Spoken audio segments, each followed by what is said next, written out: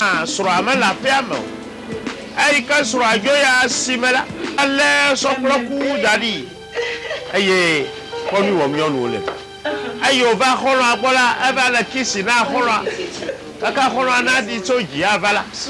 Ati te vai no sikemu. Obi nyonu nuka wo mi. Please drop it. Kholo sro khomene. No vio sro khomene. Contracts are coming. Obi nyonu o mi jayele duam. To show me. Association nationale, syndicat national des prostituées Vado. Contacts. Ayo ta kokpa wo mo I siai. really feel so Anyamana ile srofru. a wonderful man. Ka kenyonu ale kokpa mana asro nyama tokia de. Tuare kamele sérieux abaye ne. Ami nyonu magana sro ka fumba le So sérieux. soon. Jaye bo wonyo. Expecting him very much. Magado jidam tuare kam. I have to make him something nice. Magataro yo. I mean, I never married. Magahoji so. I do. Lui kama otoka kama do fi ala jaye nao. I'll still come stop by tomorrow. Edo nyonu yo ma jayo ye o pontu yo to luneti bo ka ko sebana. It's all right, Pat. Ama serio nye la bana o yigbo bo ba no canapé. Edo nyonu yo zo abune to ka ko sebana yo o fo le kike ya. Eyo to sro fa nyale sasiam de gbolodo. Don't mind us. We ba gbolo ko o lo sikekeke. Nonu. So what do you expect Well, of like, best of friends? Sro le blo. Or what do you think I made her my Magato de le mo ga ke jaye. Jaye la bana we ala fe amako. What are you going to eat? Vuonkuo. Tonight, like, Magapangulo. give me. Vamos for magapangu sasi. Nothing. Ponye bana magaba bute fe kanele. Okay, Akale kana wanya. let us choose. Ba Yesu bo.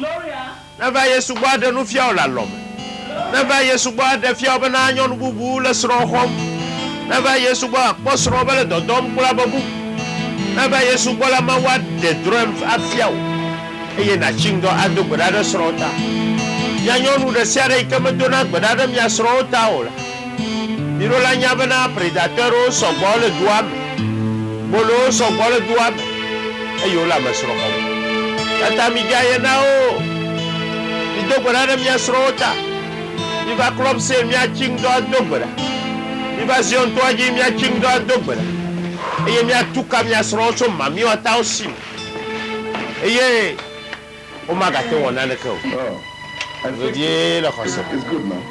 With Wala you, ike tsona unane it's a odona. good guess. Wala ike okata o no du no soro yanklo.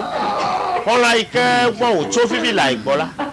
Si po rendezvous va do na so. Path to a man. Obi nyonu bunku. I can't wait. Okolo wa le va ma pa. Mom's cooking the Okolo wa la fia me va ma pa. Oh, seriously? Okolo wa le do me yimna le soro gbo. I can Follow eat ma. all my No view ma. Just wait till tomorrow. Jayene. I'll make something. Jayene kaba. tomorrow La morning. bana ado fo eleta. That means you Jayene kaba. can. La bana ta plan de mu. Oh, Asere kai. I wish I could. Asere kaye mia nyanu Let me ase. tell Asere kaye nyonu wa Anything bus. without mentioning it. Nyonu gade o chanye gbada o pa si mazamase. Nyonu gade o chanye gbada mesro ho hot. time to, she'll get I'm a suspicious straw. and then, Na khwela. take it Wa easy. ho hat. You see, La bana nu ikede I'll fa. work it out. E ya ko na nge. One day, Ma tem faga I'll avange. make it up to you. Atiku I'll tsetse. come double. E ma te fa atiku tsetse avange ga. 6 cylinders. Nu ikede fa. Na fa mesro ho hot. Mesro we wa. So let's go. Na fa tukarara ma da fa sro fala. Oh, aku ya bana. Do pataya bana. Le vie la khosema. Yantu yo ke ba no nudum le mia pasi avio ko. We ba o to maje ki ko ti o gbo to. Mami o ta o gbo to no gbo o to mi keke dadi. Eye afi ame no no hanzu do. Gedo nye ya o ba ko ba fa ba da sinepo. Ya na je na bro o do mesi. Ano je aje na bro fa director os. Ano je na bro fa ministre os. Good evening. Gedo nye yo. You still awake? O ba ko nya be yo ti o. Yo hala gbagba jem lo do ki o. Jumping from one married man to another. Why? Ama je fa no no biam se nu ka le wo m ne le tutum le ntu yi abe ajen papa ne ye ma di ntu ada do. Can't I? Ayo glo bana kama nyama ka fa nya fa ma amla nyiwa. Pokpo no kura. Started laying down. Na tolo ntu ya amasoro ya ye ayamasoro bu. Their lives. You are busy chasing their Alive amabubu soro kolom do abe I don't like it. Ma I have desro. the right to choose the way I live my life. Aye, Robert be adol duyame egbe. Ebe no madola chanchu ka jojina. Yoje. And I cannot sit by watch you waste your life. Nyema malagbe, nyema tang zikipo na do wable agbegbelemu. Who has been begging you since for marriage? Nukata mano kuku dem na happy na des. Nsuma le kuku dem na egbe. No. Yanto me de kuku na egbe. But na lebena Robert do plan be You see adeba. what those married men want from me? That's the same thing that Henry wants from me. Anu ika masro le didim so gbonyela ye dim Robert han le so gbonye. That you cannot identify a potential. Leketa matenya no eye ma bunku akpon ebe yo nye ntu sro de la kro ma de la wo. Ami ye nyonu na mi ekpokasi no todo la mi mele ya de sro. Available. You are not Ayer ko na nya nya makọ sogbe na abeta hedede o. every married man that comes your way. No abi. Mama biji. I can see you're tired of seeing Mama fa. Aton kwele duama. Ela bana via nyonu bi o kata chie po. Ela bana via nyonu bi o zugbo. Ela bana via nyonu bi o zo amesoro hola o. Ela bana via nyonu bi o chi deko. Mama o nyajo. Agoka neje. Ela bana mi ano ma o ya togbi o. Ya ta o mele jitimba mi adi. Pogbofo gbe no la ya o. Asere kaye na no pedum no wa sero. De gardien ma. Rentuma. De kapima shume kama baba ma le moto ma de anyo kokoko ma ufo mo me nya ko mo amai mara Robert ka ba berafia aye o ga do ko nyon via ko grombana now listen. o ma brona ba ma ba di o la feme Your name is. le ko to yo na no je nya no ya de di tem nya klo wo afu de na me gbogbo ma How dare you try to turn my kata mother de le chaka nam no ye against you. I don't ma understand. ye man le chaka nam no de wo de gbogbo ma de we You can't get into blackmail. So just forget it. Adamu. You can only fool my mother with your slow poison innocent look. Mateng aflu no ye pele wo poison ma le kuma na o. But do you know That's you're him. embarrassing me? I'm embarrassed. Oh, chaka the did me You chaka call ma. this embarrassment? Yeah. Ma problem le be me Alright. chaka ma. I'll show you what Ayo. embarrassment is. Me le ja fia o. You never do well, mentally deranged, son of a roadside lunatic, following me about and Wa me ta pro yo ya ekolom do na ma to no nwe. Aye na beda wa fo ma afo chaka ma no so kolom do la. No na gbere tira me le ja gbele le wu. Ala beda luka. Amesro plo me. Ala beda amesro plo ne. Bule bonya nyamele ja de o, ma ga de funamo. Go away. Jolo dai. Adabiele na na megbe agade o na powo.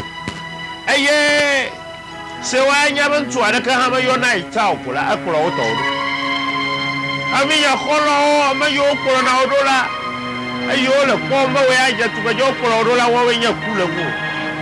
Wo we le gidam na kuna o de srodo ku. Uberia. Akwa itogo. Uberia. Odompe. La cano viene no Odompe ntuma. Qual ko va trona o. Adompe de kapima. Adompe masoma, Adompe kapitama. Adompe chichama. Nyamanya zemi ya toma Adompe. Oh, bagavo. E hoano fa fiazi kwigila. Asirorio. Lesion. Ama ime. Ubere daya. Ubere ya iketima mo lo mo pola. I heard what you did to that lovable bachelor of yours. We have to know about celibatere of my God. Then we can yam. Mami, you look at that, make them a post road or now, conserve we had this. Look at that celibatere, mouth of we become a poor srodo or now, conserve we had way beyond their class. Abe miao ya niveau ikamye le fifi amaka nye célibataire o célibataire ma pon nu du mao aye nyon wo le victime le ntujim wo bla ni nyaka ya Every time you be talking, you ami na be ano victime di nyon la ba mi asro nu kura sakura à 18h eye fira sa fira à 20h va ba mi asro nu ba mi ajaye de ntum ba mi asro nu ba mi anyanu azo o tu gado o flumi ela bana mi ba jaye Usugade o flumi la bana mi kiji apa. Usugade o flumi la bana mi problem apa nya ona o apa. Usugade o flumi la bana. Ni menya be ala patonye. La bana masronya. Elabena. On toi. On doit plus pas you are taffing pour galer aussi. Lui quand t'as offert mienne gardi mi en miel. What is it again? Ma email. You've not said anything about what I requested for the other day. Non ya no, amesrohom eye. The more I apply. Avec syndicat de 5 doigts de prostituées ya. I'm not being sarcastic. On doit plus pas you ma gado pour étudiant allo de capui allo sur mandaton. Amesroko yo a nukata. Lui kata nyamana ntsoblo. Ami nso mi tote nyon wo beble. Seriously. Bon ma gaba on nous voit pour le mieux. Your babe still moves around. Tote wo beble. Eyo globana. Last time for you. Lui kata yo adi amesro nyamana. Ba omovo now. God forbid. Look Avelia at egale aussi. I'll keep jumping your car. Atoria odonato. Enelia ne de katem yo agule no osro. Eye atoria la. I don't understand. Oh, on me donne pour rendez-vous. You like to instance, but you won't. Amayi me bolo ya ga promare sro darafia. I'll get you Isabel Eye look how next we weekend. Edgar. That will make you Edgar. happy for me. Edgar. Sure, baby. Eye no wa mena kosra bona la majati ka ma ka ba plan yo now. Anaba ga ro jijo pom la I nuya. understood you. Money, it's not my problem. Eye wa mena o adu ma ton nya to na. Eye ga nya problem. Awe nya problem. Ave vie la ko se me medaje o. Yon we nya problem. Kama ale ya pas solution. E pe ko sro ba le o ko. A pas solution. Ave vie la ko se me. No vi ya be ka ba mi le ya. Nuka ta nyon wo so ko untu. Nuka ta ntu mo ko do. Nuka ta ntu le be se ba le. What's this problem you Kata, can't tell me about? Come on. Yon vio. O di sro mo po. Gamayi mela monsieur no bolo do meye. Ya hate po be ya manu po. Eye gbogbo mena amaje onto nya be nya mativo. Fo nu ka wo mele manyo. Lai ka mele sro nya blem la manyo nya ma ga tan aye ji o. Ma de kuku no mia tote. Has come out of it. Mia tote ha fi no aba sunya nam. You know what I said? Right. Senya ike glomele. You said you're calling. No be e won to e da fogbe. Isn't it? No be yonu e jagla e da fogbe. You want to move over to the next helpless. Desire mo global suna na ma. You all right? Vola mi akata mi nye. Akere yili na lusiam. Bana do kyo za ma banya ma ga bless Well, you. for your information, Bana do kyo za ma I bana. have a phobia. Ma do go nyonu vi ya ma glo na ba asu. Nyama ga wo. Asu na na Don't ma. even think about it Ready tanye. because you're Ntu in ho a ma no kwadom no relationship ku. for as long as I Ntu want. ho ma no sama no mo. Ntu ho ma no tari mla hotel o. Nonsense. Ba vie la ko sem. I said, Aka ma je glo na bana. are you going to force me? Na kai me mi atotela anya ma je I'm agbo. going to force you. Yen twelve years old. Ale ya force me ya. Abe ma force o. Everything that you and I have done in a Anu sia relationship, nu ikenye what do you plo mi want? ola na ebe mi atote relation ma agbole na soro. Ala bana ma enregistrer o That kekem also dali. includes your comments about your wives. Eye ya yo kata na glo na to soro ontinam la. Oh, wife. Ma agbolo kekem. Why do you look like a cobra? Nu kata na le ponye ma be dae bujimo na we. Anyway, I'll be En with tout you cas, at your office tomorrow. Mele ya to cassette aba domino to na on to da seda. Then That way, I'll tell you the price. E kate. Ne agbemla.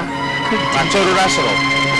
Mbe ba to ha ma do si ke na ga ke na tunam. Eye. Non vi bolo ya. Non vi bitrati ya. Adi bi agbele soro fa na.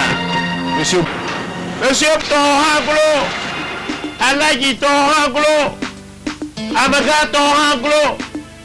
Awo papa ho ya ma no fa ma apo television si yo no po gba le bolo gbo.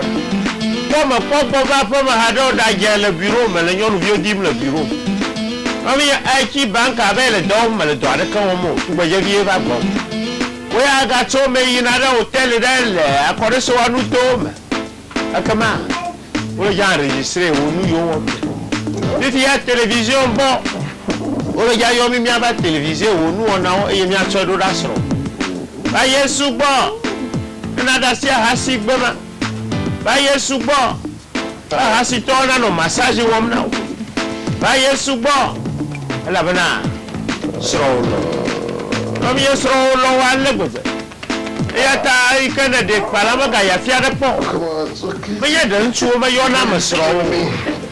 Mais il y en a sera, soit si on va y don't tour, mais il y en a, oh, you know. La Kanuka Canyon, oh, do just see my old this. Et bien, you know, Yami or Doku. I wish I didn't have to. Rasi boy. To leave if you don't Bolo boy. Person can do without I'm yes, if you got a do di go I'll from. tell you about women. I'm your director, I do di go from. Who's there for her. I'm your soldier, and I give a guard, I let to go ya Messiah. Very little effort. What I tell you, Maga wears. Hey, you happen to happen. I mean, yes, Susan must set the woman you move on. times. Let the over where you could. Yes, now we know move on. And I said, La Bragna Bella di Dimplipa, la Toji. we came. Together, oh, Jago Manuga, come Yanko. La Banana Baro, Yaroi. Let's go into my Tunyanu, the Shad of Yana Yadu Kibana. Look how Malay. Look at you, Puria. We'll find out. The Vietnam, where happy I get time. Let's see who learns. Look at you, woman. That's what you will put like you never. Look at your meal. Look at your bulu, where I know me. Alasani Yamanya, you get 50 as your view. A conservator and love. Le Cristo Yesu. Eisu papa na otatia zayab. Eisu sojaga na otatia zayab. Eisu kika. Docteur, juge, avocat, huissier. Eisu transitaire douanier, eisu policier. Et d'ailleurs, patrouille, policier, mais patrouille, 3 femmes. Darling, take it. 3 femmes zayab. I'll explain. 3 seront zayab. What? I didn't sign that check because you Magana said you needed soro, 20,000. pomo Only for you to go and Yakata mi egena. without my knowledge. Academia Gala, la mia forechi. Roma tota wienne, pupine globana. That money for. Rome 14 verset 4 globana. Surprise you. Amaka do bana ye vola, trola na mabubu That's kwa what I dola. hear every day. Na janyila afo. Die hard life. Obi mi janyi tami na mi afo. Start to Eh, beg mi ayi, mi in this asoro. house to keep this home. Yonu ya. But all Aba you mala pa ya mala kwa kwa jem le do me ya me ina do ara karamo. Yonu wa le do. Ayo You du. don't have to insult me. Ayo kwa bana mala do le yimdo kwa la pa me. This condition. Aka sai kola. the same Man, no, circumstances no. to allow you get out of Me po kontra na o bana wo If you egbe. continue like this, Na I'll rush to potole yin na ma. Do what? Me le ja wo na na klo. Simply you because you to- make I'm not- this little allowance, you think you Aguna ko la bana nyonu ele ji o kom. After I didn't pay you Ibla me polo bana nyonu ade ka kom ya ji o. Wo ku bia o la ko me dunu hedin la zikbe me. E ya mara ko nyonu ando. Ko sanga ka ba da dara ko na.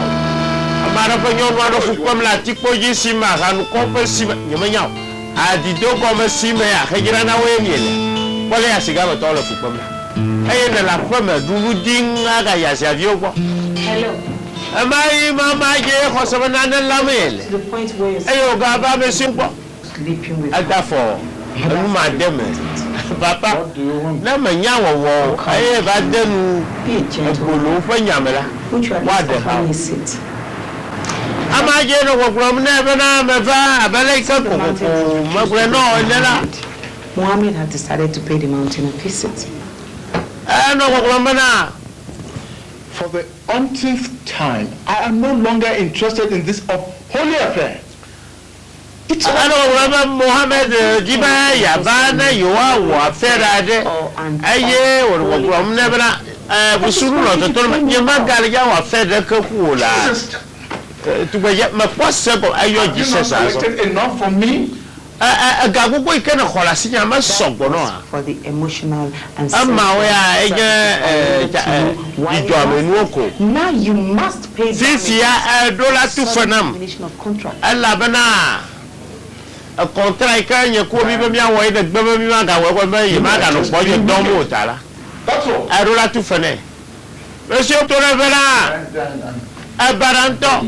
Naira. Monsieur no ko ko me bana da sima vole sronye ko vi yo gbola. If you do not give me that money, in Tato exchange, globana na jibi a vole sro kula vi yo gwa.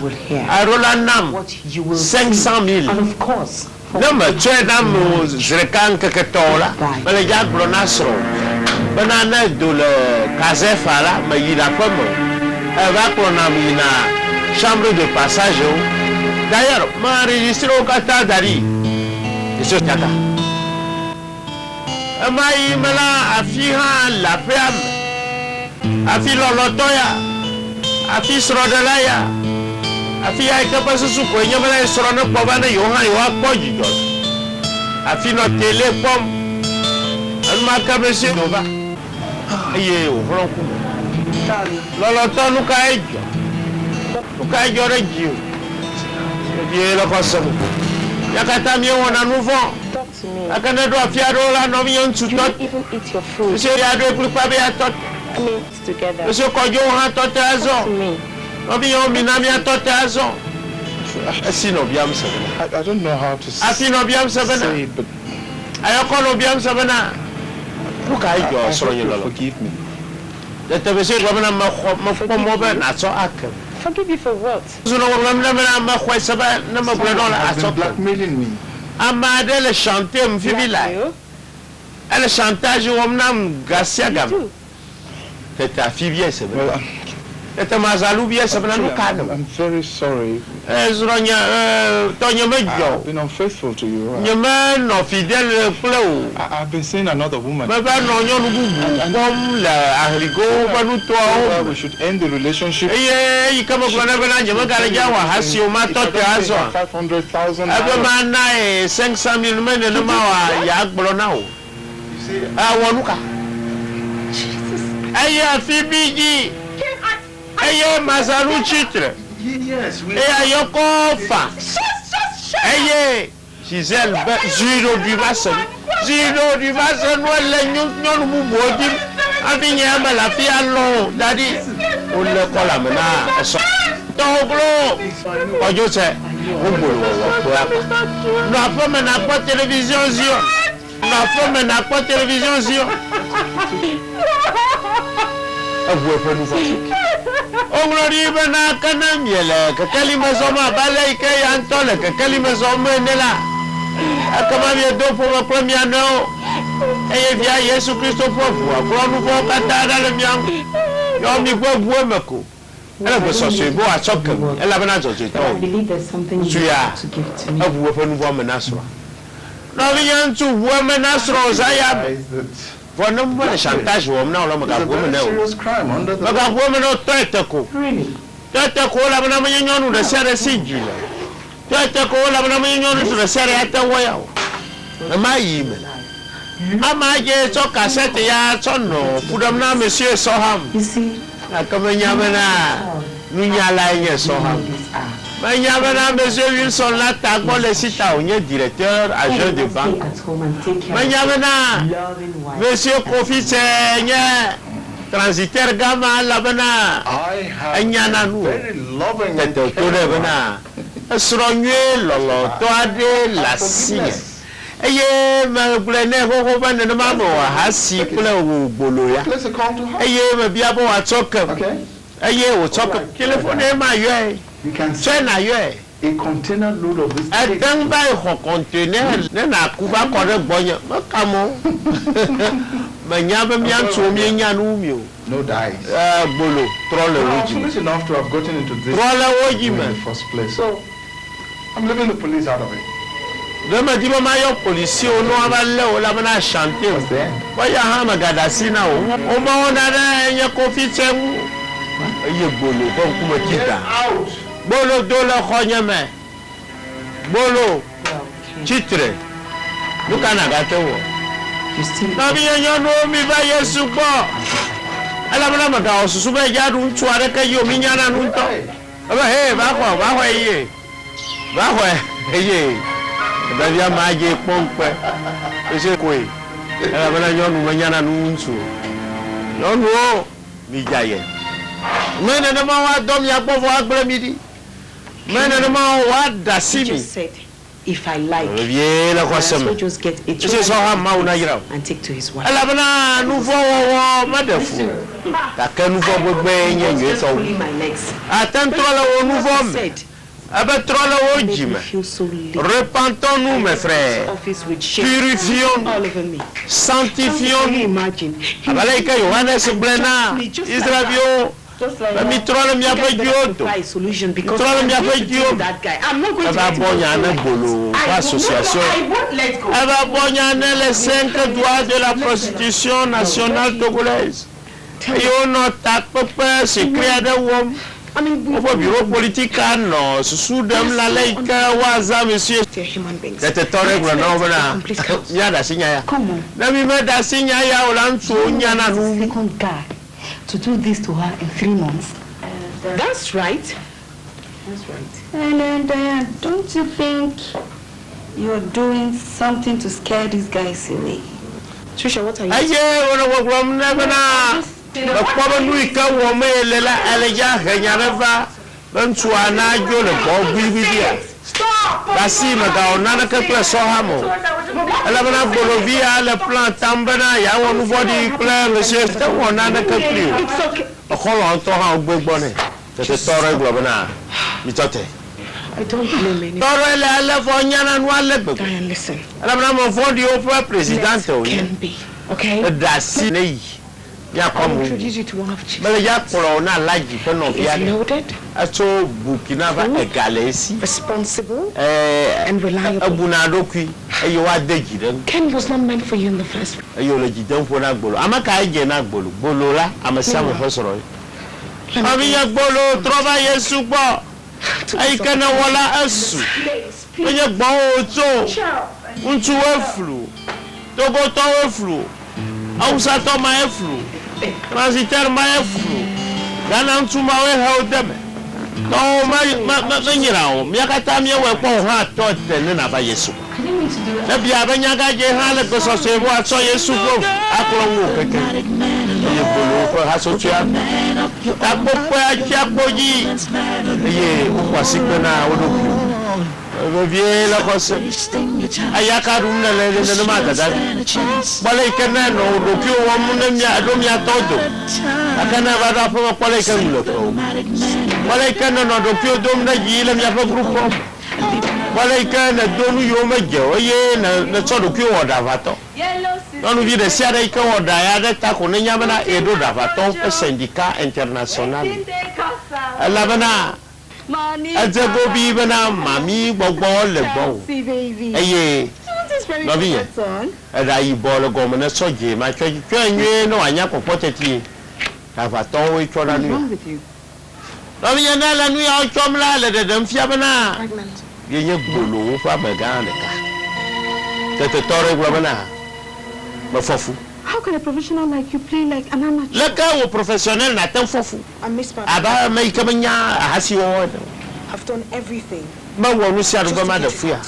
Ma sa ti kere sia. One thing I just refused to go in. Gaka devia attack sese goro ya gbe ma e ma do na bi ya ma do la bana da ma subana na toto golo la ka bele jawe yi no wa curotage no enye ma yi wa curotage na ba de fo sese la bana ale ya garder foi na maka i kana di sala lo ba to ka I ta don't know yet. ni ma nya ma ka ma I'm sure I'll come tsena up with something. ka ka ma butama But to go for DNC, no way.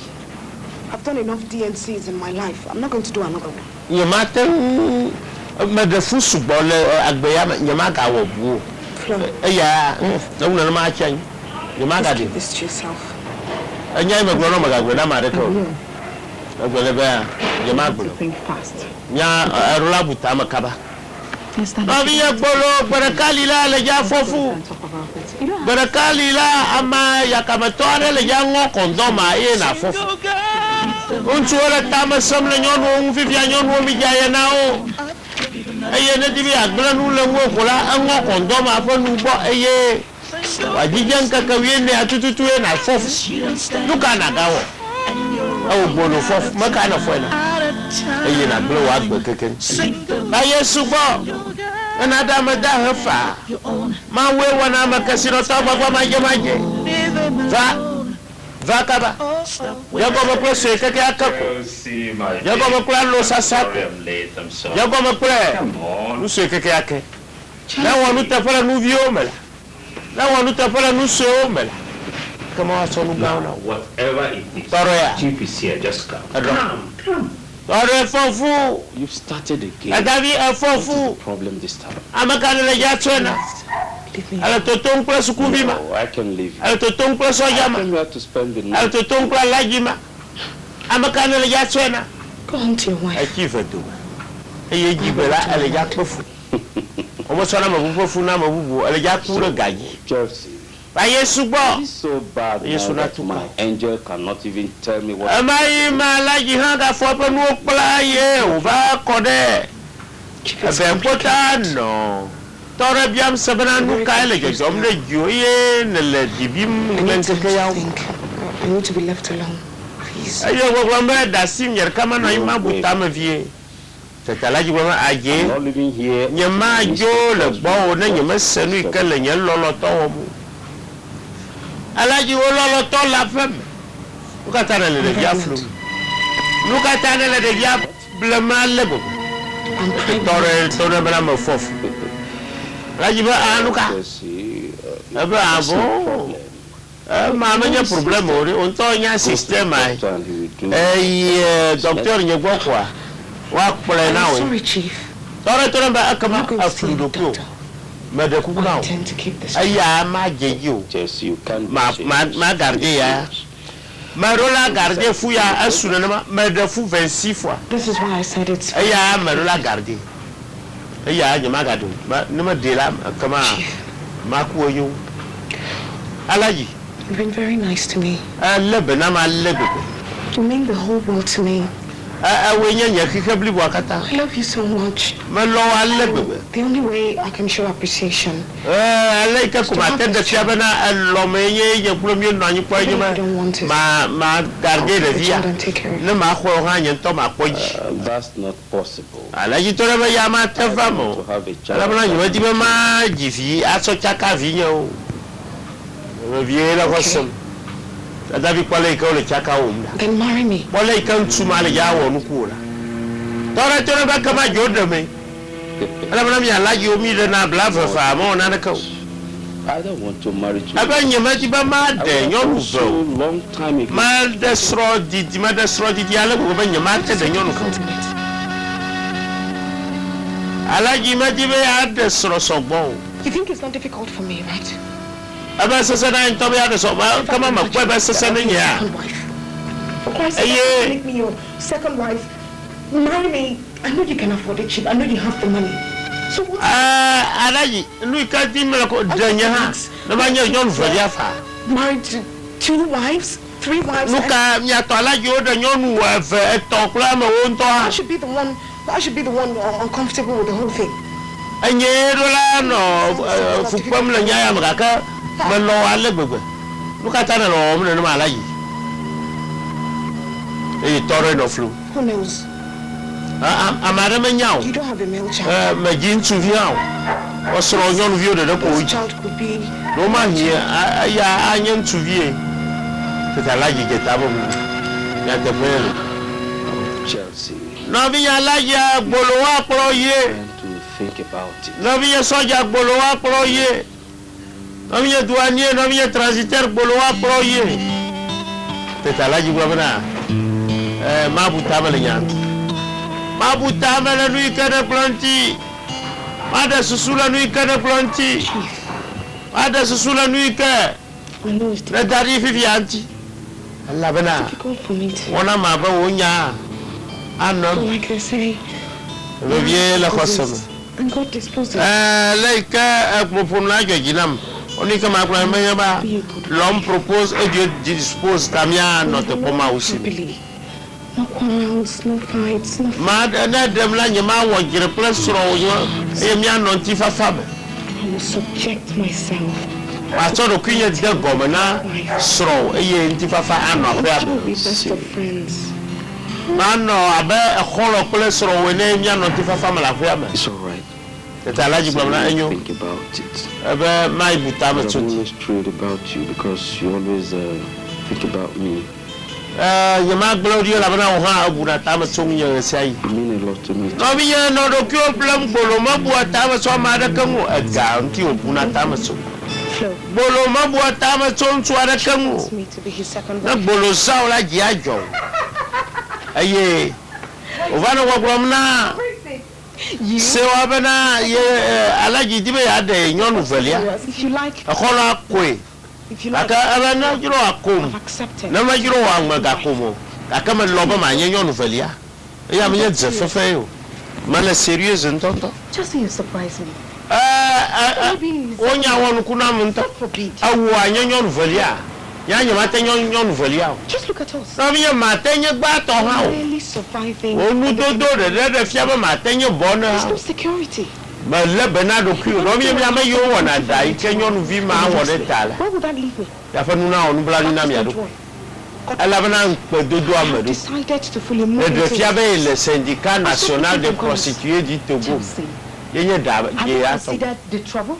Wa woda je The heartache involved ka in ka fe Why do you think khabi fa futo ya. I've Adon been pa. learning on how to live in a polygamous home? Tore no ko gbamne bana yo jimla. Sokore me to manyale ko nona. Yon gade fa po ma polygamie fa fa me. Ta nana ma jim ya ta. Ma tang de sroha leme. It's me to live with a man. Oh magafo na me ya fe ma ye me yinyon wa ma bumola manyale kama o. Kill her. Awia. God forbid. Nyima Whenever wa. we can reach like that now, Nyima bara kaka wa ma. I will frustrate her gradually. Ma de chaka o She will do. leave the house willingly. Eye wa de do go la fe ma kaba ko. No bi on tu ponu ikana le ja ka ba o fu ma mera. Lu ya ta nyon vi gade o ma posro do. I will let you know. Afa plan ko enye bana fu ikai fola ya glan tu ma fa srofe. Keep it in a No cool. bi en le kana tembe ya de srofe la mo fa srofe glan. Kana be ya ko gavo na mo fa gaglan.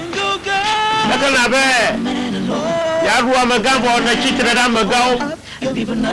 Kana be ya khoka o soja ma bo chitre na o chefun. O ba china tre da nu ke di ma mele. Ono bi ya o di ba wa da srofe chitre da srodo. O di ba wa da srofe la mo fa srofe glan. O di ba wa ko gavo la mo bu go to glan. Asa ka ye na lo na na aga chitre da nu asero. No bi la ko sa bo butama zaya. Luka dim na le tutu. Ora tubima. Awon tuma. Adibi adeswa. Akama magagla mara fo sropo. Baga kwa mara sro. Baga kwa mara fo ntuolo. Baga kwa mara fo nyonu. Alagia. Akro bolovia ba. Akro toreba. Akro fu. Akro la bana nyonu bia da fo tabane. Akro fo mo bagana doki. Akaba nyonu torolane. Da José. Akhowatu. Da José plebia yele kla yoko khowatu. Aye jijo ga ikela paya mela. O fosusu ko enyama na do man. Waje nturi akpere ayoko kla yele. Na vie la kwasam. This is my Look at you. wife. La tawno do mfie bana. And Uju, that's the girl I told you about. Da José ya nyesro. You're welcome to your new. José ya nyazabi. Wonu gbolo lo. Won kuma ika won gbolo. Okay, let me just. Won kuma ika won dalera. So later you come and. Won kuma ika won ma filela. Okay. Won kuma ika won ma sebilela. Won kuma ika won membre du syndicat national des prostituées de Déconlé. Elle vient la semaine. Ah, yentonye présidenta. Et aussi da José. Non no mi ga lonu ya gbede mi asro na de pemi. Mi ga nan kuma o. Na nan kuma o la ntu o kona ma be de ne poen.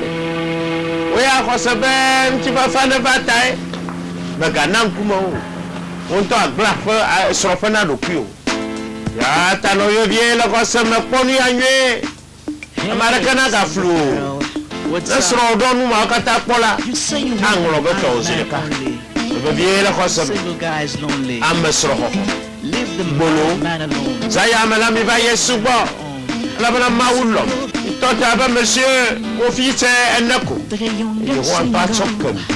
Achokem yan chu kata achokem yan yon kata. Out to have Yo po ya nu bo la. Masama one. Aka ga masu ba mi atoto bolo. Ga masu ba mi aga sia mo sro na fu. abasuba mi adasi amabubu fa nyon no afo amabubu fa ntu no afo iye mi alle Yesu gongogogo iba Yesu bo Yesu ma zero iba Yesu bo wa na mi so mi ade vie la kosema osafa iye ya yega banu na no sosoro ya ketola yaga yeyi ya pa vali yi ya pala ke gbolo wa gbe soro fa na meda emi akpora bena le gbolo fa mawu me ple mawu bi o fa mawu ma me ka nyenye mi to jesi go bi bena zion mawu ko du na yi so ma bo me yire ma fo idalo idagbenye sabo kona Yesu ko vo antona jare mi afa zabaw le Yesu Christo kon ko na yi ko bi Seigneur Dr. Luc Roussel la jawo